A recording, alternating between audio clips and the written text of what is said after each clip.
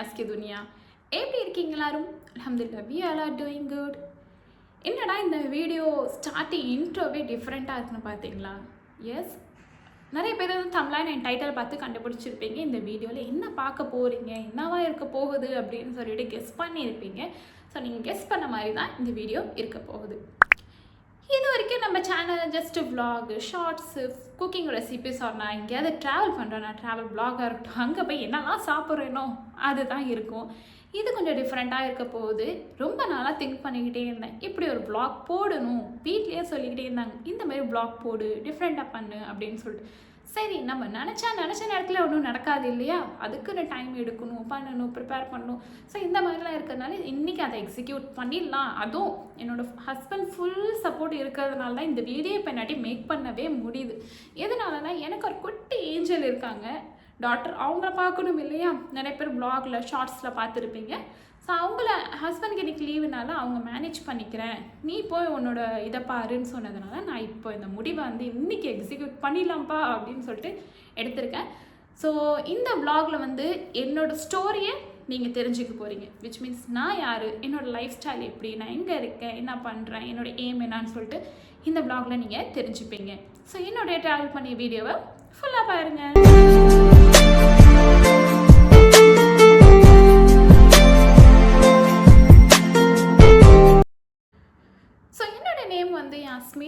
Yasmin Shakeel Ahmed. Full name before marriage Yasmin Iqbal Hussain.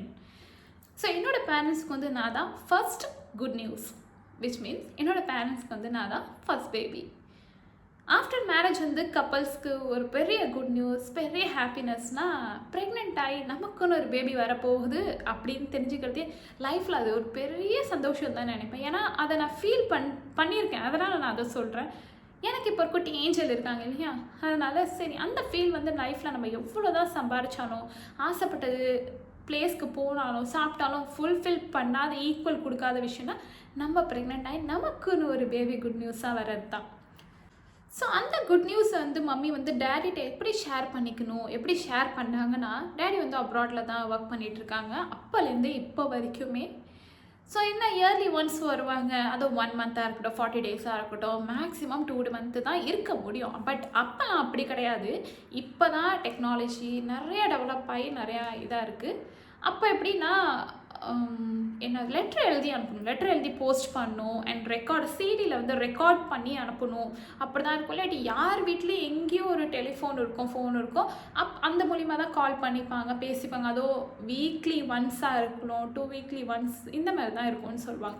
So அப்படி இப்படின்னு சொல்லிட்டு எப்படியோ அவங்களுக்கு அந்த குட் நியூஸ் என்ன வந்து டேடிகிட்ட ஷேர் பண்ணி நல்லபடியாக ட்ராவல் பண்ணி நான் வந்து அவங்களுக்கு 99 பார்ன் ஆனேன். அவங்க கைக்கு அவங்க ஏஞ்சல் வந்து அவங்க கையில் இருந்தேன்.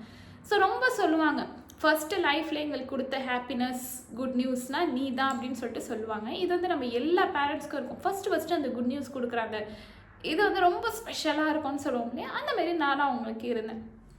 ஸோ அப்படியே ட்ராவல் ஆகி அப்போலேருந்தே. ஆனால் என் டேடி வந்து அதிகமாக எங்கள் கூட இருந்ததில்லை, ஏன்னா சம்பாதிக்கணும் ஃபேமிலி அப்படின்னு சொல்லிட்டு அப்ராட்லேயே இருந்திருக்காங்க. அப்போ அந்த இயர்லி மந்த்ஸ் வராங்களே, அந்த மாதிரி அந்த 1 மந்த் மட்டும் தான் அவங்க கூட இருக்கிற மாதிரி இருக்கும். ஸோ அதிக டைம் வந்து மம்மி தான் லைஃப்பில் இருந்திருக்கு. அவங்க எல்லாம் ஸ்கூல் சேர்க்கறதுலேருந்து எல்லாமே எங்களுக்கு நல்லது கெட்டது வளர்த்தது எல்லாமே. ஸோ மம்மியோட ரோல் வந்து அதிகமாக இருக்கும். எனக்கும் சரி, எனக்கு அடுத்த உள்ள சிப்ளிங்ஸ்க்கும் சரி. எனக்கு அடுத்த வந்து 3 பேர், எனக்கு அடுத்த தம்பி இருக்கான், அடுத்த 2 சிஸ்டர்ஸ் இருக்காங்க. ஸோ அவங்கள பற்றி சொல்லணும்னா, தம்பி வந்து பேருக்கு தான் தம்பி, ஆனால் எனக்கு அண்ணனாக இருப்பான். இதை வந்து நான் சும்மா சொல்லணும் அப்படின்னு சொல்ல. ஃபஸ்ட்டு விஷயம் வந்து ஹைட்டாகவும் இருப்பான். ஹைட்னால எல்லார் வீட்லையும் இப்படி தான் போலுங்க, நம்ம ஃபர்ஸ்ட் பார்ன் வந்து எப்போதுமே ஷார்ட் ஆகிடும். அடுத்தடுத்த பிறக்கிறவங்க எல்லாமே ஹைட்டாக இருக்கிறாங்க. அவன் நல்லா ஹைட்டாகவும் இருப்பான். அதாவது செகண்டரி. ஃபர்ஸ்ட் வந்து அதான் நான் சொன்னேன், டேடி எங்கள் கூட இருக்க முடியாது, அப்ராடில் இருப்பாங்க. ஸோ ஒரு அண்ணனா அவங்க பிளேஸ் அந்த ரீப்ளேஸ் பண்ணுற மாதிரி அந்த ரோலை ப்ளே பண்ணுறது வந்து என் தம்பியாக இருக்கும். அந்த கேராக இருக்கட்டும் எல்லாவா ஒரு அண்ணனாக இருந்து என்னவா இருக்கணுமோ அந்த பிளேஸில் எப்படி இருக்கணுமோ அந்த மாதிரி அவன் இருந்துப்பான். அடுத்த 2 சிஸ்டர்ஸ் இருக்காங்கன்னு சொன்னேன் இல்லையா, அவங்கள பற்றி சிம்பிளாக சொல்லணும்னா 2 பேரும் டாம் அண்ட் ஜெர்ரி தாங்க. அந்த மாதிரி தான் 2 பேரும் அடிச்சுப்பாங்க, விளையாண்டுப்பாங்க, பிடிச்சிப்பாங்க. ஏன் கூட அவ்வளோ இதெல்லாம் இல்லை, ஜஸ்ட் நார்மலாக நாங்கள் பேசுறது, பாசமாக இருக்கிறது, என்கிட்ட அடிச்சிக்க அப்படிலாம் இருக்க மாட்டாங்க. பட் அவங்க 2 பேரும் நல்லா அடிச்சுக்கிறதும் போயிடுறதும் அப்படி தான் இருப்பாங்க. ஏன் மேலே எப்படி பாசமாக இருக்காங்களோ என் தம்பி 2 சிஸ்டர்ஸ், அதை விட டபுள் ட்ரிபிள் மடங்கா இப்போ எனக்கு வந்து ஏஞ்சல்கிட்ட தான் இருக்காங்க. என்ன கூட மறந்துட்டாங்கன்னே வச்சுக்கோங்க, அந்த மாதிரி தான் இருக்காங்க. ஸோ அப்படியே தான் லைஃப் வந்து போயிட்டே இருந்துச்சு. நான் சின்ன வயசில் என்னெல்லாம் பண்ணியிருக்கேன், என்னெல்லாம் சேட்டெல்லாம் பண்ணணும், எப்படிலாம் இருந்தாலும் எல்லாமே வந்து மம்மி வந்து அப்பப்போ சொல்லிகிட்டே இருப்பாங்க. அது இப்போ ஏஞ்சல் இருக்கிறதுனால ஒன்று பண்ணுறதை பார்த்துட்டு நீ இப்படி இருந்த, நீ அப்படி இருந்தேன்னு சொல்லிட்டு ஒன்று மம்மி சொல்லுவாங்க, டேடி சொல்லுவாங்க. ஸோ ரிலேட்டிவ்லேயும் ஒரு சில பேர் சொல்லுவாங்க. என்னோடய நேட்டிவ் வந்து மும்பை. ஸோ மும்பையில் தான் பிறந்தேன், அங்கே தான் வளர்ந்தேன், அங்கே தான் இருந்தேன், மம்மியும் அங்கே தான் இருந்தாங்க. பட்டு இப்போ வந்து ப்ரெசண்ட்டாக நாங்கள் வந்து சவுத்தில் இருக்கோம், தமிழ்நாட்டில். எப்படி மும்பை தமிழ்நாடு அப்படின்னு கொஷின் இருக்கும். ஸோ டேடியோட ரிலேட்டிவ்ஸ் எல்லாமே தமிழ்நாட்டில் இருக்காங்க, மும்பையிலேயும் இருக்காங்க. இப்போ மேரீட் ஆகிடும்ல, நார்த் டு சவுத் இந்த மாதிரி மேரீட் பண்ணி வைப்பாங்களா, அப்படியே ரிலேஷன் அப்படியே ட்ராவல் ஆகும். அது எப்படி சொல்கிறதுன்னு எனக்கு தெரியல. பட் அந்த மாதிரி இருக்கிறதுனால நாங்கள் சம் ஆஃப் ஃபேமிலி சிச்சுவேஷன்னால தமிழ்நாடுக்கு வந்து ட்ரான்ஸ்ஃபர் ஆகி வந்துட்டோம். ஃபஸ்ட்டு நாங்கள் வந்து மும்பையில் 6th வரைக்கும் நாங்கள் படித்தேன். ஸோ அங்கே உள்ள மெமரிஸ் எனக்கு நிறையா இருக்கும். ஏன்னா அதெல்லாம் தான் ரொம்ப ஸ்ட்ராங்காக இருக்கும்னு சொல்லுவேன். ஏன்னா சின்ன வயசில் பண்ணுறதெல்லாம் நமக்கு இன்னமும் ஞாபகம் இருக்கும், எல்லாமே இருக்கும். அங்கே இருந்து படிச்சுட்டு இருந்த வரைக்கும் இந்த இயர்லி ஒன்ஸ் ஆனுவல் லீவ் வரும் இல்லையா, அப்போ தான் நாங்கள் சவுத்துக்கு இங்கே தமிழ்நாடுக்கு வெக்கேஷனுக்கு இங்கே வருவோம். இங்கே டேடியோட சிஸ்டர்ஸ் எல்லாம் இருக்காங்க, சிஸ்டர்ஸ் பிரதர்ஸ் எல்லாம் இருக்கிறதுனால இங்கே அந்த இயர்லி ஒன்ஸ் 1 month வெக்கேஷன் வந்துட்டு போவோம். அப்போ இங்கே வரத்துக்கு ரொம்ப பிடிக்கும், ரொம்ப ஜாலியாக இருக்குது. ஏன்னா இங்கே இந்த எப்படி சொல்கிறது, அக்ரிகல்ச்சர் இந்த மாதிரிலாம் கிராமமாக இருக்கிறதுனால எனக்கு அதெல்லாம் ரொம்ப பிடிக்கும். கிராமம் அதெல்லாம் ரொம்பவே பிடிக்கும். அந்த மாதிரி இருக்கிறதுனால அப்போ மட்டும் ஜாலியாக வந்துட்டு போவோம். அந்த ட்ரெயினில் தான் ட்ராவல் அப்போ 3 days மாதிரி இருந்துச்சு. இப்போல்லாம் 1.5 days ஒரு 2 daysக்குள்ளேயே நம்ம ரீச் பண்ணிடலாம். விச் மீன்ஸ் ட்ரெயினில் வந்து ட்ராவல் பண்ணலாம். அதை விட்டுட்டு ஃப்ளைட்லேயே ஈஸியாக ட்ராவல் பண்ணிடலாம் இப்போலாம். அப்போலாம் அதெல்லாம் ரொம்ப ரேராக இருக்கும். ஸோ இப்படி தான் வந்துட்டு போயிட்டு இருந்தோம். ஸோ நான் 6th முடித்ததுக்கப்புறம் ஃபேமிலி சுச்சுவேஷனால் இங்கே வந்துட்டோன்னு சொன்னேன் இல்லையா. இங்கே வந்ததுக்கப்புறம் தான் தெரியுது லைஃப் அப்படியே டோட்டலாக தலைகீழ அப்படியே ஆயிடுச்சு. ஏன்னா அந்த 1 month வெக்கேஷன் வந்துட்டு போகிறது வேறு, ஓகேவா. ஜஸ்ட் நம்ம வெக்கேஷன் தான் வந்திருக்கோம், ஜாலியாக என்ஜாய் பண்ணுவோம், எல்லோரும் வீட்டுக்கு போவோம் வருவோம் அப்படி இப்படின்னு இருப்போம். பட் இனிமேல் லைஃப் இங்கே தான் அப்படின்னு யோசிக்கக்குள்ளே வந்து பார்த்ததுக்கப்புறம் தான் தெரியுது, ஓ மை காட் ரொம்ப பெரிய லைஃப் சேஞ்ச் இது அப்படின்னு. ஏன்னா ரொம்ப தலைக்கீழ இருந்துச்சு. அங்கே உள்ள லைஃப் ஸ்டைல் வேறு, இங்கே உள்ள லைஃப் ஸ்டைல் வேறு. இங்கே ரொம்ப சைலண்ட்டாக இந்த மாதிரி இருந்துச்சு. நாங்கள் வந்ததுக்கப்புறம் ரொம்ப சைலண்ட்டாக அமைதியாக இருக்கும். சீக்கிரமாக எல்லோரும் தூங்கிடுவாங்க, சீக்கிரம் எல்லாம் சாப்பிட்டுட்டு படுத்துருவாங்க. இன்னும் இவ்வளோ சைலண்ட்டாக இருக்குது. 7:30 8 o'clock ரொம்ப சைலண்ட் ஆகிடும். அங்கே அப்படி இல்லையா, ரஷ்ஷாக இருக்கும், எப்போனாலும் போகலாம் வரலாம் அந்த மாதிரி இருக்கும். ஸோ இப்படியே தான் லைஃப் ட்ராவல் ஆகிட்டு போயிட்டே இருந்துச்சு. இங்கே வந்ததுக்கப்புறம் நான் ஃபேஸ் பண்ண ரொம்ப பெரிய ஸ்ட்ரகிள், என்னோட லைஃபே வந்து அதை சேஞ்ச் பண்ணி வச்சுச்சுன்னு தான் நான் சொல்லுவேன். என்னன்னா எனக்கு தமிழ் ஃப்ளூவெண்ட்டாக வராது. இப்போ கூட ஒரு சில வேர்ட்ஸ் எனக்கு தெரியாது, ஒரு சில இது பேசுகிறப்ப மிஸ்டேக்காக வரும். அப்போ நான் தமிழ் பேசுகிறப்ப நிறைய பேர் சிரிப்பாங்க, கிண்டல் பண்ணுவாங்க, எப்படி பேசுகிறேன் அப்படின்னு சொல்லிட்டு. நிறைய வேர்ட்ஸ்லாம் சுத்தமாக தெரியாது, மாற்றி தப்பாக கூட சொல்லியிருக்கேன். அது இப்போலாம் நினச்சா எனக்கு சிரிப்பாக வரும். அப்போ கொஞ்சம் லைட்டாக கஷ்டமாக இருக்கும், ஏன்னா எல்லோரும் சொல்லக்குள்ளே எல்லோரும் சிரிக்கக்குள்ளே. பட் அப்படி ஒன்றும் யாரும் கிண்டல் பண்ணது இல்லை. ஏன்னா லைஃப் வந்து அப்படி கொண்டு போயிடுச்சுன்னே வச்சுக்கோங்க. ஸோ ஸ்டெப் பை ஸ்டெப் சொல்கிறேன், இல்லாட்டி நீங்களும் போர் ஆகிடுவீங்க, நானும் மறந்துடுவேன் இல்லையா. இங்கே வந்து 7th வந்து ஜாயின் பண்ணியாச்சு. 7th வந்து ஸ்கூல் நாங்கள் எங்கே இருந்தோமோ அது பக்கத்துலேயே தான் ஸ்கூல் இருக்கும். அங்கே ஜாயின் பண்ணப்போ ஃபஸ்ட்டு எனக்கு வந்து கோச்சிங் மாதிரி கொடுத்தாங்க. ஏன்னா எனக்கு அவன்னா அது கூட தெரியாது, ஏன்னா ஒன்றுமே தெரியாது. ஜஸ்ட்டு தமிழில் கொஞ்சம் பேச தெரியும் அவ்வளோதான் அப்போலாம். ஏன்னா வீட்டில் தமிழ் பேசுவாங்க கொஞ்சம், அதை வச்சு எனக்கு கொஞ்சம் தமிழ் தெரிஞ்சிருக்கு பேச இந்த வெக்கேஷன்லாம் வரப்போ. மற்றபடி பெருசாக தெரியாது இல்லையா. ஸோ ஃபஸ்ட்டு ஸ்கூல் ஜாயின் பண்ணப்போ 7th நீங்கள் ஃபஸ்ட்டு கோச்சிங் வரணுன்னாங்க. ஏன்னா ஒரு பேசிக்கே தெரியலையே, ஏபிசிடி மாதிரி அவனா அது கூட தெரியல இல்லையா. ஸோ 7th ஸ்டார்ட் பண்ணுறதுக்கு முன்னே கோச்சிங்க்கு போயிட்டு வருவேன். கோச்சிங் போகிறப்பெல்லாம் ரொம்ப கஷ்டமாக இருக்கும். என்ன சொல்கிறாங்க ஏது சொல்கிறாங்கன்னே புரியாது சுத்தமாக. ஃபஸ்ட்டு அந்த ஆனா அவனா சொல்லிட்டு பேசிக் ஆரம்பித்து அப்புறம் 2 வேர்ட்ஸை வந்து சேர்த்த மாதிரி, அப்புறம் 3 வேர்ட்ஸ் வந்து சேர்த்த மாதிரி கொஞ்சம் கொஞ்சமாக படிக்க சொல்லுவாங்க. ரீட் சொல்லுவாங்க, தென் ரைட் பண்ண சொல்லுவாங்க. ஒன்றுமே புரியாது, ரொம்ப கஷ்டமாக இருக்கும். சரி பார்த்துக்கலாம் அப்படின்னு சொல்லிட்டு எப்படியோ அந்த 1 மந்த் கோச்சிங்கை முடிஞ்சிட்டு ஸ்கூலும் ஸ்டார்ட் ஆகிடுச்சு. ஸ்கூலுக்கு போய் நான் ஃபஸ்ட்டு டே ஸ்கூல் போகும்போது எந்த பக்கம் திரும்பினாலும் தமிழ் பேசுகிறாங்க. அப்போல்லாம் தமிழ் பேசுறதுக்கு ரொம்ப ட்ரபிள் ஆகும். இந்த டைமில் என்ன பேசணும்னு கூட எனக்கு ஸ்டக் ஆகும் ரொம்ப, அந்த அளவுக்கு இருக்கும். ஏன்னா ஹிந்தியே பேசிட்டு அதிகமாக அங்கே வந்து நார்த்தில் வந்து ஸ்கூல் போயிருப்பேன் ஹிந்தி தான் பேசணும், ஒரு கிளாஸஸ் டைமில் வந்து இங்கிலீஷ் தான் பேசணும்னு இருக்கும் இல்லையா. ஆனால் ரொம்ப அதே பேசிட்டு என்னடா பேசுறது இப்படின்னு சொல்லி எல்லாம் புது புதுசாக இருப்பாங்க.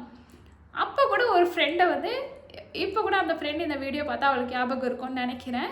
நாங்கள் போய் அந்த ப்ரேயர் டைமில் நிற்பாங்க இல்லையா, அப்போ அந்த ஃப்ரெண்டு மட்டும் ஸ்கூல் மேட்டில் ஒருத்தி மட்டும் நல்ல ஹைட்டாக இருப்பாள். ஸோ அவளை பார்த்து நான் வந்து அக்கான்னு தான் கூப்பிட்டேன். ஃபஸ்ட்டு கேட்டேன் அக்கா எங்கே நிற்கணும், நான் சம்திங் ஏதோ கேட்டேன். 7th எங்கே இருக்காங்க, எந்த லைனில் நிற்கணும் சம்திங் கேட்டேன். இப்போ வரைக்கும் எனக்கு கிண்டல் பண்ணி சொல்லிக்கிட்டே இருப்பாள், என்னை அக்கான்னு கூப்பிட்டே நீ ஃபஸ்ட் டே அப்படின்னு. ஏன்னா அவள் நல்ல ஹைட்டாக இருப்பாள் இல்லையா. எப்படியோ அந்த கிளாஸ் வந்து ஸ்டார்ட் பண்ணி போச்சு. ஃபஸ்ட்டு இன்ட்ரோ பண்ணுறப்ப என்னை பற்றி ஸ்கூலில் எல்லாம் கிளாஸில் இன்ட்ரோ பண்ண சொல்லுவாங்க இல்லையா. ஸோ இன்ட்ரோ பண்ணுறப்ப இந்த மாதிரி இங்கே வந்திருக்கேன் இப்படி சொன்னோன்னே எல்லாரோட மைண்ட் செட் அப்படியே வேறு மாதிரி போயிடுச்சு. எப்படி இருப்பான்னு தெரியலையே, என்ன மாதிரி என்ன ஏதுன்னு சொல்லிட்டு ஒவ்வொருத்தவங்க எல்லா ஃப்ரெண்ட்ஸ்க்கும் ஒரு மைண்ட் செட் ஒரு மாதிரி ஆகிடுச்சு. என்னவா இருக்கும், ரொம்ப ஆட்டிடியூடாக இருப்பாள். ஏன்னா என்கிட்டயே வந்து டேரெக்டாக சொல்லுவாங்க, ஃப்ரெண்ட்ஸாக இருக்கட்டும் என்னோடய ஜூனியர்ஸாக இருக்கட்டும், நீங்கள் ரொம்ப ஆட்டிடியூட்னு நினச்சேன் அப்படின்லாம் சொல்லுவாங்க. போக பழக தானே ஒருத்தவங்களை பற்றி தெரியும்னு சொல்லுவாங்க. 7th அப்படி போக எனக்கு ஃபஸ்ட்டு எக்ஸாம்லாம் எப்படி வச்சாங்கன்னா ஆனா அவனா இந்த மாதிரி பேசிக் எல்கேஜி யூகேஜிக்கெலாம் என்ன தெரியுமா வைப்பாங்க, அதேமாரி தான் எனக்கு ஃபஸ்ட்டு எக்ஸாம்ஸ்லாம் டேர்ம் எக்ஸாம்ஸ்லாம் இருக்கும் இல்லையா, அந்தமாரி வச்சாங்க. பட் போக அதுவும் 7th இன்னும் கொஞ்சம் லோவர் கிளாஸாக இருந்தால் எனக்கு கொஞ்சம் பிக்கப் பண்ணியிருக்கலாமோ அப்படின்னு தான் தோணுச்சு. போச்சு 7th எப்படியோ போச்சு. பாஸ் ஆக மாட்டேன், கண்டிப்பாக ஃபெயில் தான். ஏன்னா ஒன்றுமே தெரியாது. அந்த சொல்லிக் கொடுத்தாங்க ஆனா ஒரு குட்டி வேர்ட்ஸ் தான் நான் பட்டுக்கு எழுதி வைப்பேன், என்ன எக்ஸாமில் என்ன பேப்பர் வருதோ. பட் ஃபஸ்ட்லாம் எனக்குன்னு தனியாக கொஷின் பேப்பர் இருக்கும், இந்த மாதிரி அதான் சொன்னேன் எல்கேஜி யூகேஜி மாதிரி இருக்கும். அதுக்கப்புறம் நார்மல் எல்லாத்துக்கும் வர கொஷின் பேப்பர்ஸ் தான் எனக்கு வந்துடுச்சு. என்னன்னே தெரியாது. நான் ஏதோ ஒன்று எனக்கு கோச்சிங் டைமில் என்ன சொல்லி கொடுத்தாங்களோ அந்த வேர்ட்ஸ் எல்லாம் எழுதி வச்சுருவேன். எல்லாத்தையும் அந்த பேப்பர் ஃபில் பண்ணணும்னு சொல்லிட்டு ஏதோ ஒன்று எழுதி வச்சுட்டு வந்துடுவேன். அப்படியே ட்ராவல் ஆகி போனேன். 7th வரைக்கும் தமிழில் பாஸே ஆகலை. அப்படி அப்புறம் 8thலேயும் அப்படியே பாஸ் ஆகாமே தான் வந்துச்சு. ஏன்னா அப்புறம் ஒரு சில இது சொல்லி கொடுப்பாங்க, நீ இந்த கொஷின்ஸ் மட்டும் படிச்சுக்கோ, இதை மட்டும் படிச்சுக்கோ, இதெல்லாம் வரும், அதை படித்தா அது எழுது, எப்படியாவது மக்கப் பண்ணிக்கோ, அந்த வேர்ட்ஸ் வந்து மைண்டில் வச்சுக்கோ. நான் ஃபஸ்ட்டு படித்ததே அப்படி தான், இந்த வேர்ட்ஸ்ன்னு மைண்டில் வச்சுப்பேன். இந்த வேர்டு வரும், இது இப்படி தான் இருக்கும், இப்படி தான் இந்த ஷேப் இருக்கும்னு சொல்லிட்டு அப்படி மைண்டில் வச்சு தான் எழுதி எப்படியோ 8th முடிச்சாச்சு. 9th ஸ்டாண்டர்ட் வந்ததுக்கு அப்புறம் தான் கொஞ்சம் ஸ்ட்ரிக்டாக கொண்டு வந்தாங்கன்னா அடுத்தது வந்து போர்டு எக்ஸாம் எழுத போகிறோம் இல்லையா, பப்ளிக் எக்ஸாமாக இருக்கும் 10th. அப்போ சொன்னாங்க, இப்போ நீ கரெக்டாக எல்லோரும் பண்ணுற மாதிரி படிக்கிற மாதிரி தான் படித்தாகணும், அப்போ தான் நீ அடுத்த போர்டு எக்ஸாம் எழுத போகிற நெக்ஸ்ட் இயர் ஈஸியாக இருக்கும் சொல்லிட்டு எனக்கு அப்போ பயம் ஆரம்பிச்சிருச்சு. அது வரைக்கும் அப்படியே நார்மலாக தள்ளிக்கிட்டே போயிட்டேன்னு வச்சுக்கோங்களேன். அந்த 9th வந்ததுக்கப்புறம் தான் பயம் ஆரம்பிச்சிச்சு. நம்ம என்ன பண்ணுவோம், எப்படி படிப்போம், என்ன பண்ணுவோம், அந்த போர்டு எக்ஸாம் ஆச்சு ஃபெயில் ஆகிடக்கூடாது. ஏன்னா வேறு என்ன சப்ஜெக்ட்லாம் ஃபெயில் ஆக மாட்டேன், நல்லா படிப்பேன் இல்லையா. ஸோ அதுக்கு மட்டும் ஃபெயில் ஆகிட்டே நம்ம என்ன பண்ணுறது யோசிச்சு நான் ரொம்ப ட்ரை பண்ணேன். ஓரளவுக்குலாம் உடஞ்சிட்டேன், இல்லாட்டி முடியலடா என்னை விட்டுருங்க, நான் அங்கேயாவது போகிறேன், இல்லாட்டி நான் போய் கேட்டிருக்கேன் ஹிந்தி இல்லாத ஹிந்தியாவது கொடுத்துருங்க, அதாவது நான் எடுத்துக்கிறேன், அது எனக்கு தெரியும் அப்படின்னு சொல்லிட்டு அந்த ஆப்ஷனும் கிடையாது. அது நான் படித்த ஸ்கூலில் வந்து 5th or 6th வரைக்கும் தான் சம்திங் இருக்கும், அதுக்கு மேலே இல்லை. மெயின் சப்ஜெக்ட் வந்து தமிழ் தான், வேறு ஆப்ஷனே இல்லை. அவங்க சொல்கிற மாதிரி படித்து தான் சொல்லிட்டு உழுது ரொம்ப அழுவேன். வீட்டுக்கெலாம் போய் கஷ்டமாக இருக்கும், நம்ம என்ன ஆக போகிறோம் என்னன்னே தெரியலையே அப்படின்னு சொல்லிட்டு வீட்டில் மம்மிகிட்ட சொல்லி அழுவேன். அதுமாரி கொஞ்சம் ஃப்ரெண்ட்ஸ்லாம் எனக்கு கிடச்சது எப்படின்னா, நான் ரொம்ப லக்குன்னு தான் நினைப்பேன்.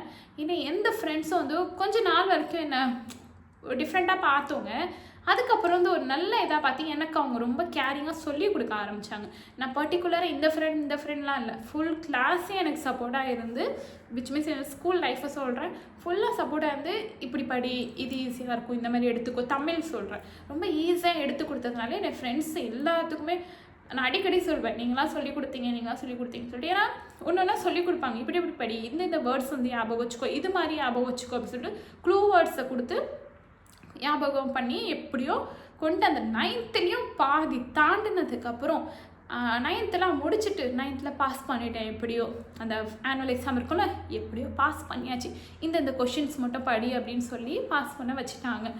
10th என்ட்ரு ஆனதுக்கப்புறம் கோச்சிங்னு ஆரம்பிப்பாங்க. ஃபஸ்ட்டு 10th நம்ம என்ட்ரு ஆனோடனே நமக்கு இதுவே இருக்காது, லீவே சுத்தமாக கிடையாது இல்லையா ஆனுவல்.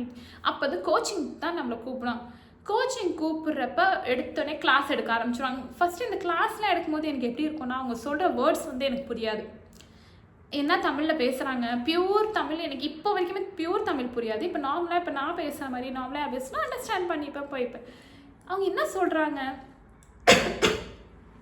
ஸோ இது என்ன நடத்துகிறாங்க, என்ன சொல்கிறாங்க ஒன்றுமே புரியாது. அப்போ கேட்பாங்க கொஷின், நான் பாட்டுக்கு தலையாட்டுவேன், இல்லை சொல்லுவேன், இல்லை புரியலன்னா புரியலன்னு சொல்லிடு அப்படின்னு சொல்லுவாங்க. அப்போ கொஞ்சம் துணிச்சல் கொடுத்தது, அந்த தைரியம் கொடுத்ததுனால என்னோடய மிஸ்ஸாக இருக்கட்டும், என்னோடய ஃப்ரெண்ட்ஸாக இருக்கட்டும், ஸோ அப்போ வந்து எனக்கு இது புரியல, என்ன சொல்கிறீங்கன்னே தெரியலன்னு சொல்லிட்டு அழுதுகிட்டே சொல்லுவேன். எனக்கு ரொம்ப கஷ்டமாக இருக்கும் அந்த எடுக்கிறதுக்குள்ளே அந்த இதை. சரின்னு சொல்லிட்டு அவங்களும் நிறைய சப்போர்ட் பண்ணி கோச்சிங்லலாம் கொஞ்சம் கொஞ்சமாக ஸ்டார்ட் பண்ணி ஃபஸ்ட்டு என்ன பண்ணுவாங்க, கிளாஸஸ்லாம் எடுப்பாங்க. அப்புறம் தான் நம்மளுக்கு கிளாஸ் சீக்கிரமாக முடிச்சுட்டு டெஸ்ட்டு வைக்க ஆரம்பிப்பாங்க கொஞ்சம் கொஞ்சமாக. ஏன்னா நம்மளை ஃபுல்லாக ப்ரிப்பேர் பண்ணோம் இல்லையா. ஸோ அந்த டைமில் வந்து அந்த பீரியட், அந்த 10th ஜேர்னி எப்படி இருந்துச்சுன்னா, ஒரு கயிறு மேலே நான் ஒரே ஒரு கால் வச்சுட்டு நிற்கிறேன், இன்னொரு கால் தான் என்னை பேலன்ஸ் பண்ண போகுது, அதுதான் முடிவு பண்ண போகுது. என்னை மேலே நிற்க வைக்க போதியா இல்லை கீழே உள்ள வைக்க போறியா, அப்படி தான் அந்த ஜேர்னியே இருந்துச்சு அந்த 10th இது. பட் அந்த டைம்லேயும் அந்த தமிழ் மிஸ் அவங்க சொல்லி கொடுத்ததும் அவங்க டீச் பண்ணதும் ரொம்ப எப்படி சொல்கிறது, ஒரு பர்ஃபெக்டான டீச்சருக்கு எக்ஸாம்பிள் தான் நான் சொல்வேன். கரெக்டாக எடுப்பாங்க, ஆனால் ஸ்ட்ரிக்டாக இருப்பாங்க, பயமாகவும் இருக்கும், பட் கரெக்டாக எடுப்பாங்க. ஈஸி மெத்தடில் சொல்லி கொடுப்பாங்க. ஈஸியான இது மட்டும் படிங்க அப்படியே ஒரு ஜெராக்ஸாக கொடுத்துட்டாங்க. எங்களுக்கு எல்லா ஸ்கூல்லையும் அது பண்ணுறது தான். ஃபஸ்ட்டு ஒரு ஜெராக்ஸ் மாதிரி கொடுத்துட்டு, நீங்களாம் இந்த கொஷின்ஸ்லாம் படிங்க வரும், இந்த மாதிரி மெத்தடில் படிங்க, இந்த கொஷின்ஸ்க்கு இந்த மாதிரி ஆன்சர்ஸ் பண்ணுங்கன்னு சொல்லிட்டு ஒரு புக்கை நவுத்திட்டு ஒரு ஜெராக்ஸ் வந்து எங்கள் கையில் எல்லார் கையிலும் கொடுத்துட்டாங்க. இதெல்லாம் மட்டும் படிங்க போதும், நீங்கள் பப்ளிக்கில் டாப்பாக வருவீங்க அப்படின்ட்டாங்க. சரி, ரொம்ப சந்தோஷம். ஏன்னா புக்கை திறந்தாலே பயமாக இருக்குமே, உள்ளே அவ்வளோ இருக்கும், அவ்வளோ லெசன்ஸ் இருக்கும், அவ்வளோ கொஷின்ஸ் ஆன்சர் இருக்கும். இதெல்லாம் நம்ம எப்படி படித்து எப்படி பப்ளிக்கில் பாஸ் ஆக போகிறோன்னு சொல்லிட்டு யோசிச்சுட்டே இருக்கும்போது ஒரு குட் நியூஸ் மாதிரி ஒன்று கொடுத்துட்டாங்க. ஒரு எப்படி சொல்கிற, ஒரு குட் லக் மாதிரி கையில் ஒன்று வந்துருச்சுன்னு வச்சுக்கோங்க. அதை மட்டும் படித்தா போதும். அதை கூட நான் எப்படி படிப்பேன்னா, கொஞ்சம் கொஞ்சமாக எப்படின்னா அப்பா அப்படின்னு நம்ம சொல்கிறது, அம்மானே வச்சுக்கோங்களேன், இம்மா அப்படின்னு சேர்த்து படிக்கிறதுக்குள்ளே எனக்கு பப்ளிக்கே முடிஞ்சிடும் போல், அந்த அளவுக்கு நான் படிச்சுக்கிட்டு இருந்தேன். அப்புறம் இந்த மிடில் வந்து ஹாஃப் இயர்லி எக்ஸாம் வச்சாங்க. அதில் வந்து நான் மார்க் ரொம்ப கம்மியாக இருந்தேன், ஜஸ்ட்டு பாஸ் தான் நினைக்கிறேன். சாரி, ஜஸ்ட்டு பாஸ் கூட எடுக்கல, ஜஸ்ட்டு பாஸ்க்கு 2 மார்க் 2 மார்க் கம்மியாக இருந்தேன். அப்போ பேரண்ட்ஸ் மீட்டிங் வச்சு பேசினப்போ எனக்கு வந்து என் மேலே இந்த கான்ஃபிடென்ட் போயிடுச்சு. நம்ம வந்து பாஸ் பண்ண முடியாது தமிழில் சுத்தமாக, அவ்வளோதான், நம்ம பப்ளிக் எக்ஸாம் அவ்வளோதான், எழுதுகிற மாதிரி தான் அப்படின்னு நினச்சிட்டு ரொம்ப அழுதேன். அப்போ மம்மியெல்லாம் பேரண்ட்ஸை கூப்பிடுவாங்க இல்லையா, ஸோ மம்மி வந்து பார்த்துட்டு, நீ அழுவாத, ஒன்னாட்டி முடியும் அப்படின்னு அவங்க ரொம்ப என்னோட மம்மியோட ரோல் வந்து ரொம்ப கிரேட்டுன்னு தான் நான் சொல்வேன். எல்லா இடத்துலையும் சப்போர்ட்டாக நிற்பாங்க. அதேமாதிரி மம்மி டேடி எனக்கு கிடைச்ச பேரண்ட்ஸ் வந்து ரொம்ப லக்கி தான் நான் சொல்வேன். எல்லா இடத்துலையும் சப்போர்ட், இதை செய்யணும், இதை வேணும்னு ஆசைப்பட்டால் செய்வாங்க. பட் அதுலேயும் ரூல்ஸ் இருக்கும். ஏன்னா எது கரெக்டு எது தப்புன்னு பேரண்ட்ஸ்க்கு தெரியும் இல்லையா. அதே தகுந்த மாதிரி எங்களை கொண்டு வந்து ஃப்ரீடமாக வச்சுருந்து என்னெல்லாம் செய்யணும் செய்யக்கூடாதுன்னு சொல்லிட்டு ஒரு கரெக்டான வேயில் கொண்டு வந்ததுனால இந்த இடத்துல நான் இப்போ எப்படி நிற்கிறேன். அப்போ அவங்க ரொம்ப இது பண்ணாங்க, நீ பயப்படாத, ஒன்னாட்டி முடியும், நீ பண்ணுவ அப்படின்னு சொல்லிட்டு சொன்னதுனால அதுக்கப்புறம் ஒரு வெறிங்க. அந்த ஹாஃப் இயர்லிக்கு அப்புறம்னு வச்சுக்கோங்களேன், அந்த பப்ரேடு அப்போ உள்ள மிட் டைம் வந்து 3 to 4 months தான் இருக்கும்னு வச்சுக்கோங்க. அதுக்குள்ளே நம்ம எப்படி படித்து தான் ஆகணும். ஏன்னா என்னோடய பேரண்ட்ஸை நான் வந்து இது பண்ணிடக்கூடாது, அசிங்கப்படுத்திடக்கூடாது, நான் படிக்கணும், நான் நல்ல மார்க் எடுக்கணும், பாஸ் பண்ணி ஜஸ்ட்டு பாஸ் ஆனால் கூட போதும் அப்படின்லாம். ஆனால் நிறைய பேர் சொன்னாங்க, நீ ஜஸ்ட்டு பாஸ் ஆனால் போதும், ஒன்னாட்டி முடியும். நான் என்னோடய டார்கெட் எனக்கு இவ்வளோ நம்பர்ஸாக வரணும், மார்க் சொல்கிறேன், அவ்வளோ மார்க்காவது வந்து தான் ஆகணும் அப்படின்னு சொன்னதுனால ரொம்ப வெறியோடு படித்தாங்க. இந்த மாதிரி நைட்டு தூங்காமல் படித்தெல்லாம் சொல்ல மாட்டேன். சப்போஸ் எக்ஸாம் இருந்துச்சுன்னா முதல் நாள் உட்காந்து படிச்சுக்கிட்டு இருப்பேன். நைட்டு தூங்காமையும் ஒரு சில டைமில் படிச்சுருக்கேன். அது எப்போனா நான் நல்லா தரவாகிற வரைக்கும். ஸோ அப்படியே கொண்டு போய் ஹாஃப் இயர்லிக்கு அப்புறம் ஒரு எக்ஸாம் வைப்பாங்க பப்ளிக் போகிறதுக்கு முன்ன. அந்த எக்ஸாம் வரைக்கும் நல்லா தரவு பண்ணிட்டேன். அவங்க கொடுத்த அந்த ஜெராக்ஸை வந்து நல்லா எனக்குள்ளே நான் ஜெராக்ஸை அப்படியே இறக்கிக்கிட்டேன். ஓகே, நம்ம கான்ஃபிடெண்ட்டாக எழுதுவோம், நல்லா படிப்போம்னு சொல்லிட்டு நல்லா தரவாக்கிட்டு அப்போ எப்படி இருந்தேனே, நாளைக்கு பப்ளிக்னா முதல் நாள் இருக்க நான் படிக்கவே இல்லை. அந்த கோச்சிங்லேயே எல்லாத்தையுமே படித்து முடிச்சிட்டோம். நான் மட்டும் இல்லை, என்னோடய ஃப்ரெண்ட்ஸ் எல்லோரும் அப்படி தான் இருந்தோம். ஏன்னா அப்படி எங்களை ட்ரெயின் பண்ணி படித்து தான் அவனை இப்போயே முடிச்சிருங்க, அப்போ ஃப்ரீயாக இருக்கலாம்னு சொல்லிட்டு எந்த ஒரு சப்ஜெக்ட்டுக்கும் நாள் உட்காந்து நான் படிக்கவே இல்லை. பப்ளிக் எக்ஸாம் எழுத போகிறதுக்கு முன்னே எல்லாத்தையுமே படித்து முடிச்சாச்சு. பப்ளிக் எக்ஸாம் எழுதுகிற டைமும் வந்துருச்சு. 10th confident. ஆனால் எனக்குள்ள பயம் சுத்தமாக இல்லை. பட் என்ன எனக்கு ஒரு குட்டி பயம் இருந்துச்சுன்னா, நான் வேர்ட்ஸ் சில நேரம் மீனிங் தெரியாமல் மாற்றிடுவேன். இப்போ ஃபார் எக்ஸாம்பிள் சொல்ல போனால், நான் 10th தான் ஏதோ ஒரு எக்ஸாமில் நாய்க்கு நாயின்னு எழுதிட்டேன். அது பெரிய தப்பு தான், எனக்கு இன்னுமே ஞாபகம். அப்போ மிஸ்ஸு கரெக்ஷன் பண்ணிகிட்டு இருக்கக்குள்ளே கூப்பிட்டு என்ன எழுதிக்க அப்படின்னு சொல்லிட்டு செம்ம கற்றுனாங்க. அப்போ எனக்கு நல்லா கத்திட்டாங்க. இதில் எனக்கு ரொம்ப அழுகையாக இருந்துச்சு. கிளாஸில் ஃப்ரெண்ட்ஸை கட்டி பிடிச்சிட்டு ஒரே அழுவை, நம்ம இப்படி பண்ணிட்டோம் அப்படின்னு சொல்லிட்டு. பட் என்ன அந்த டைமில் எனக்கு இதாக இருந்துச்சுன்னா, இந்த சில்லி வேர்ட்ஸ் கூட நம்ம தெரிஞ்சுக்கணும், மீனிங் ஃபஸ்ட்டு புரிஞ்சுக்கணும்னு சொல்லிட்டு.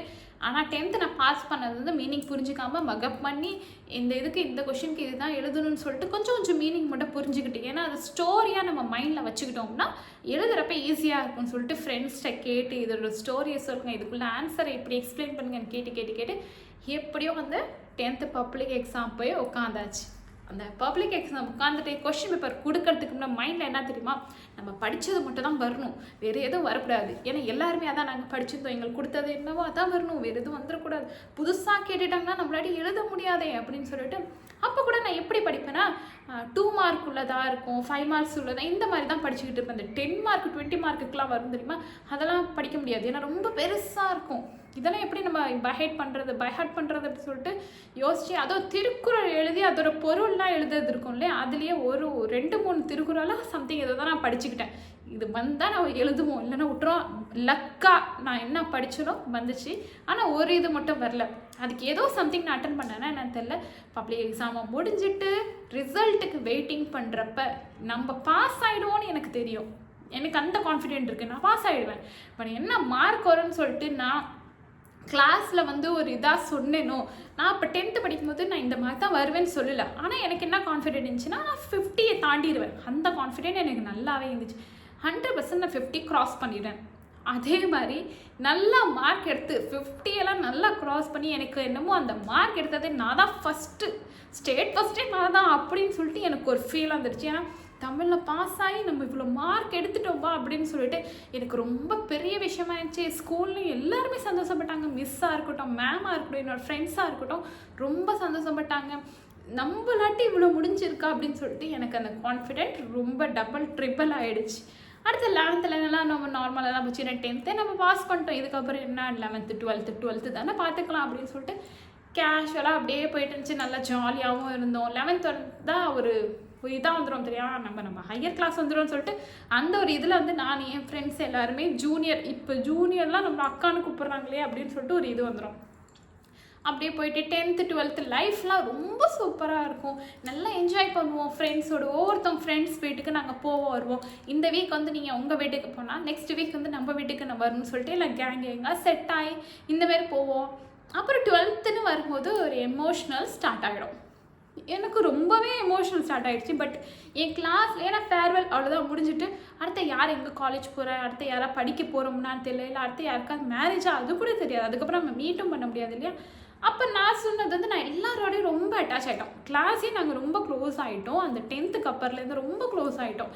அப்போ என்னாச்சுன்னா, நான் தான் சொன்னது எல்லாட்டையும் சொல்கிறேன், யாருமே அழக்கூடாது, இந்த ஃபேர்வெல்ல மட்டும் யாருமே அழுதுடக்கூடாது சொல்லி சொல்லி சொல்லி கடைசியாக ஆரம்பித்ததே நான் தாங்க. ஃபேர்வெல் எப்படியோ ஸ்டார்ட் பண்ணிட்டோம். எல்லாம் என்ட்ரி கொடுத்துட்டாங்களோ, வந்ததுக்கப்புறம் அந்த எமோஷ்னலாக பேச ஆரம்பிச்சோன்னே என் கண்ணிலேருந்து ஊற்றுது. ஆனால் நான் தான் சொன்னேன், யாரையும் அழுவக்கூடாது சொல்லிவிட்டு நானே அழுதுட்டேனே அப்படின்னு சொல்லிட்டு ரொம்ப, ஏன்னா அது எமோஷ்னல் தன்னை மீறி எல்லாம் வந்துடும் தான், என்ன தான் நம்ம கண்ட்ரோல் பண்ணலாம். அப்படியே அழுது வேறு வழியிலேயே எல்லோரும் பிரிஞ்சு போய் தான் ஆகணும். ஏன்னா எனக்கு ரொம்ப சப்போர்ட் கொடுத்தது, அந்த தமிழ் தெரிஞ்சுக்கிட்டது, சொல்லிக் கொடுத்தது எல்லாம் அந்த ஸ்கூல், அந்த டீச்சர், அந்த ஃப்ரெண்ட்ஸ் தான். ஸோ எல்லாத்தையுமே பிரிஞ்சு போகிறதுனால ரொம்ப கஷ்டமாயிடுச்சு. அப்படியே ஸ்கூல் லைஃப்பும் முடிஞ்சிச்சு. ஸ்கூல் லைஃப் முடிஞ்சு கொஞ்சம் டேஸ்க்கு அப்படியே ரொம்ப டல்லாக இருந்தேன். வீட்டுக்கு ரொம்ப அப்படியே எப்படி சொல்கிறது, ஒன்றுமே புரியல, இன்னும் லைஃபே நின்றுச்சுட்டு அந்தமாரிலாம் ஃபீல் ஆச்சு. நான் ஸ்கூல் டெய்லி போயிட்டு வந்து ஃப்ரெண்ட்ஸை பார்த்துக்கிட்டு போயிட்டு இப்போ ஒன்றுமே இல்லாமல் நம்ம வீட்டில் உட்கார்றதுனால ஒரு மாதிரியாக இருக்கேன்னு சொல்லிட்டு ரொம்ப அழுதுகிட்டே இருப்பேன். அடுத்த காலேஜ் லைஃப் ஸ்டார்ட் ஆகுது. அடுத்த காலேஜ் லைஃப் ஸ்டார்ட் ஆனதுக்கப்புறம் அதுவும் எங்கள் ஊரில் தான் காலேஜ் இருக்கும். எங்கள் ஊரில் மீன்ஸ் நம்ம பிளேஸ்க்கும் கொஞ்சம் பக்கமாக தான் இருக்கும். ஸோ காலேஜில் தான் இந்த வேன் அப்படின்னு ஒரு இது ஸ்டார்ட் ஆச்சு. ஏன்னா காலேஜ் கொஞ்சம் தூரமாக இருக்கும் வீட்டிலேருந்து, வேனில் தான் போயிட்டு வர மாதிரி இருக்கும். பட் ஸ்கூல் வந்து நம்ம வாக் பண்ணியே போய்க்கலாம், சைக்கிளில் போய்க்கலாம், ஆட்டோவில் போய்க்கலாம், நம்ம எப்படி போகணுமோ அப்படி போய்க்கலாம், பக்கமாக தான் இருந்துச்சு. அது ஒரு ஜாலியாக இருக்கும், வேனில் எல்லாரும் சேர்ந்து போகிறது.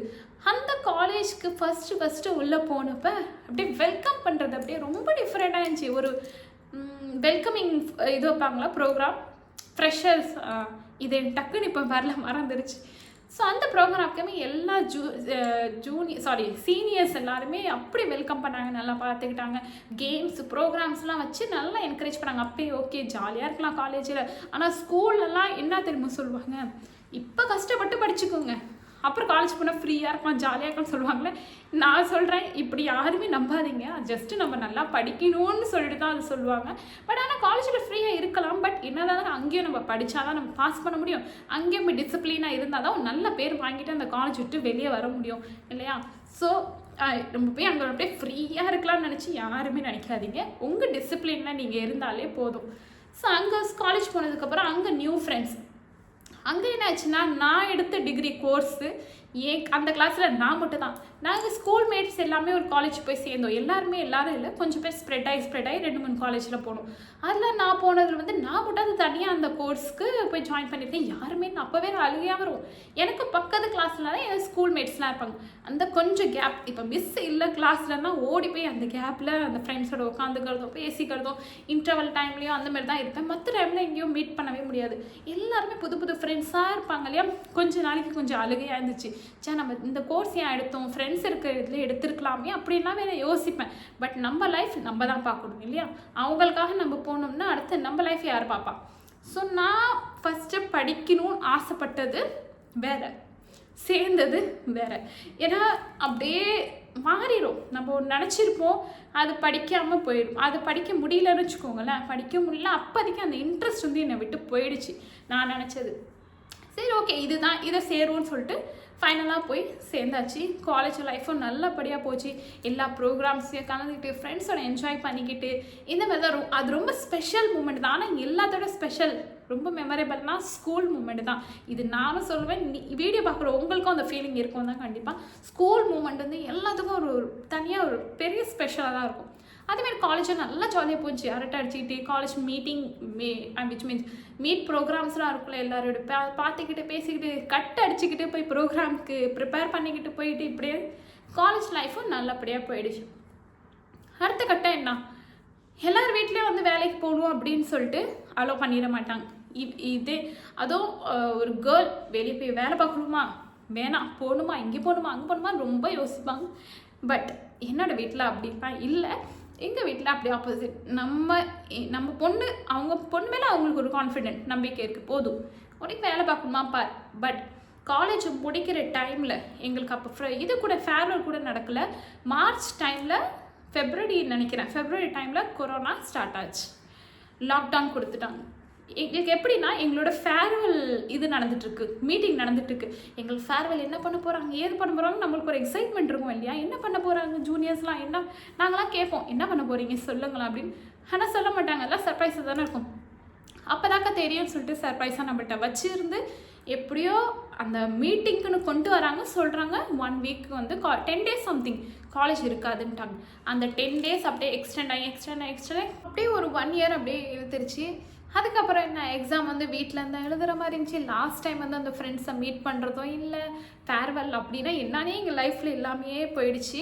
ஆனால் ரொம்ப எதிர்பார்த்தது ஃபேர்வெல். ஏன்னா அது எல்லாத்துக்கும் ஒரு காலேஜ் படித்து முடிக்கிறவங்களுக்கும் அந்த இது தெரியும், நம்ம எல்லாத்துக்கும் பண்ணியிருப்போம், நமக்குன்னு ஏதாவது கொடுக்கணும் போகணுன்னு இல்லை. அது ஒரு ஸ்பெஷலாக ஃபீல் ஆகும் அந்த டைமில் ஃபேர்வெல் பண்ணுறப்ப அப்படின்னு. அதுவும் இல்லாமல் ஆயிடுச்சு. அப்படியே 1 yearக்கு அப்படியே அது போயிடுச்சு கொரோனா அப்படின்னு சொல்லிட்டு. சரி அதுக்கப்புறம் நம்ம லைஃப்பில் ஃபேர்வெல் இல்லையா அப்படின்னு சொல்லிட்டு முடியும். எப்படியும் நாங்களே வேறு கேட்டு பார்த்தோம். நாங்கள் சும்மாவது வந்து ஃப்ரெண்ட்ஸ் மீட் இருந்துக்கிறோம் போய்க்கிறோம்னு சொல்லிட்டு அரேஞ்ச் பண்ணவே முடியல. அப்படியே அடுத்தடுத்த இது ஸ்டார்ட் ஆகிடுச்சு. அதுக்கப்புறம் என்ன, ஒர்க் முடிச்சுட்டு அடுத்த ஒர்க் பண்ணுன்னா பண்ணு அப்படின்னு. பட் அந்த டைமில் கொரோனா இருக்கிறதுனால என்னாட்டி ஒர்க்குக்கு போக முடியல. பட் ரொம்ப இன்ட்ரெஸ்ட் இருந்துச்சு, ஏதாவது ஒர்க் பண்ணணும். ஏன்னா உடனே மேரேஜ் பண்ணல, எங்கள் வீட்டில் உடனேலாம் மேரேஜ் பண்ணும் அப்படின்னு நினைக்கவும் இல்லை. கொரோனா வந்துருச்சு அதுக்கேற்ற மாதிரி. ஸோ அதனால் என்ன பண்ணோம், நான் ஒர்க் ஃப்ரம் ஹோம் பண்ணலாம் அப்படின்னு சொல்லிட்டு நிறைய ட்ரை பண்ணேன். அப்போ நிறைய ஆன்லைனில் பார்த்தேன், ட்ரை பண்ணேன். எனக்கு லக்கு இல்லை போல் அந்த டைமில் நான் ஒர்க் ஃப்ரம் ஹோம் பண்ணுறதுக்கும் சரி.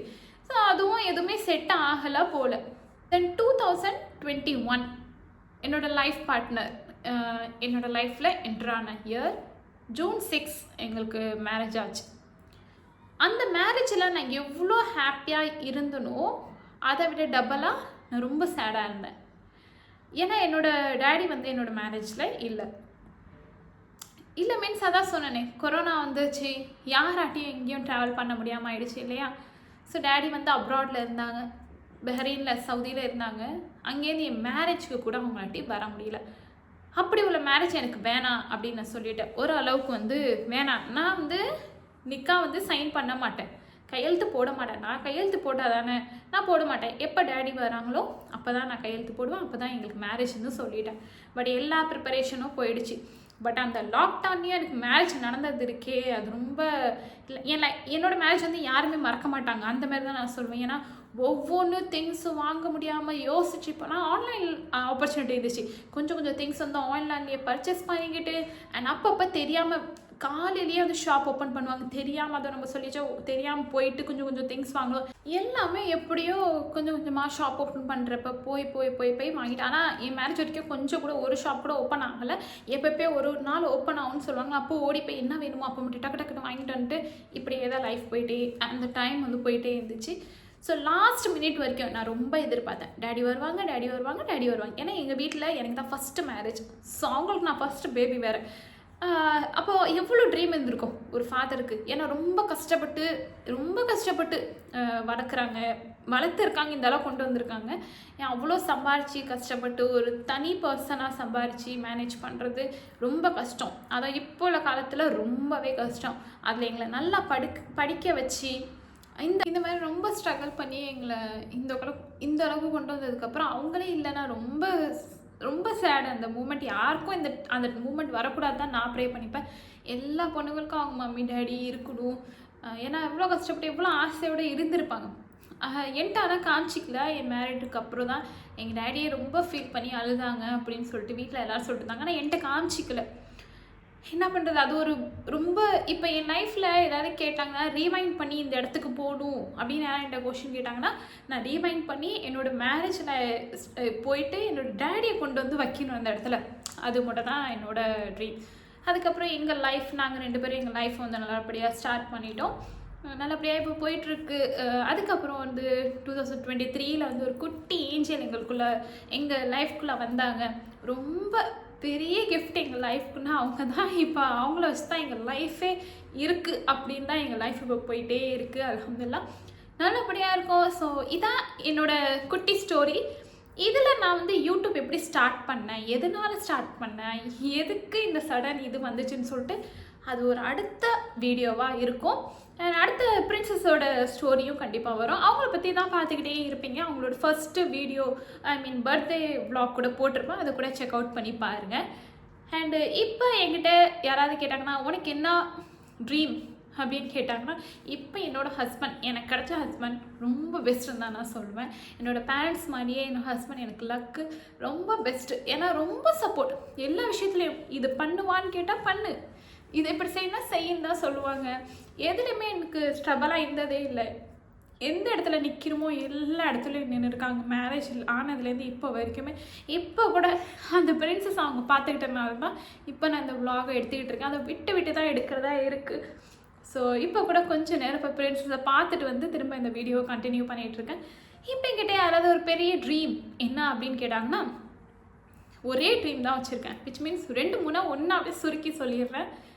என்னோடய லைஃப் பார்ட்னருக்கு முழுக்க லைஃப் லாங் எங்கள் 2 பேர் லைஃப் எது வரைக்கும் இருக்கோ அவங்களுக்கு ஃபுல் சப்போர்ட்டாக நான் நிற்கணும். அது ஃபினான்ஷியலாக இருக்கட்டும், மென்டலாக, ஃபிசிக்கலாக எல்லா இடத்துலையும் ஃபுல் சப்போர்ட்டாக அவங்களுக்கு நான் நிற்பேன், அவங்க எனக்கு நிற்பாங்க. தென் என்னோடய மம்மியை நான் சம்பாரித்து உம்ரா கழிச்சிட்டு போகணுன்னு சொல்லிட்டு எனக்கு ரொம்ப ஆசை இருக்குது. இன்ஷா அல்லாஹ் அதுக்குள்ளே முயற்சி பண்ணுறோம், அல்லாஹ் நாடுவான்னு நம்புகிறேன். தென் தேர்ட், என்னோடய டேடியை அந்த வெளிநாட்டு லைஃப்லேருந்து தூக்கிட்டு வந்து எங்கள் லைஃப்குள்ளே இருக்க வைக்கணும், இருக்கிற லைஃபாவது கூட ஃபுல்லாக இருக்கணும்.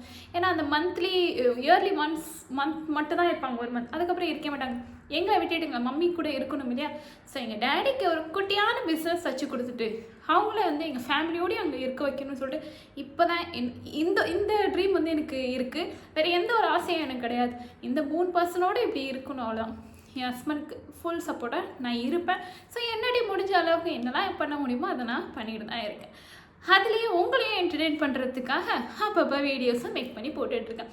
ஸோ இதான் என்னோடய ஒரு ஸ்டோரியை ஒரு 30 to 35 மினிட்ஸ்லேயே முடிச்சிருக்கேன். குட்டியாக ரொம்ப ஷார்ட் அண்ட் ஸ்வீட்டாக சொல்லிட்டேன். மெயின் பார்ட்ஸை மட்டும் அடுத்த வீடியோ கண்டிப்பாக வரும். அடுத்த யூடியூப் எப்படி ஸ்டார்ட் பண்ணேன், ஆஃப்டர் மேரேஜ் லைஃப் எப்படி போயிட்டுருக்கு, பிரின்சஸோட என்ன பண்ணிகிட்டு இருக்கோன்னு சொல்லிட்டு அடுத்த vlogல வரும்.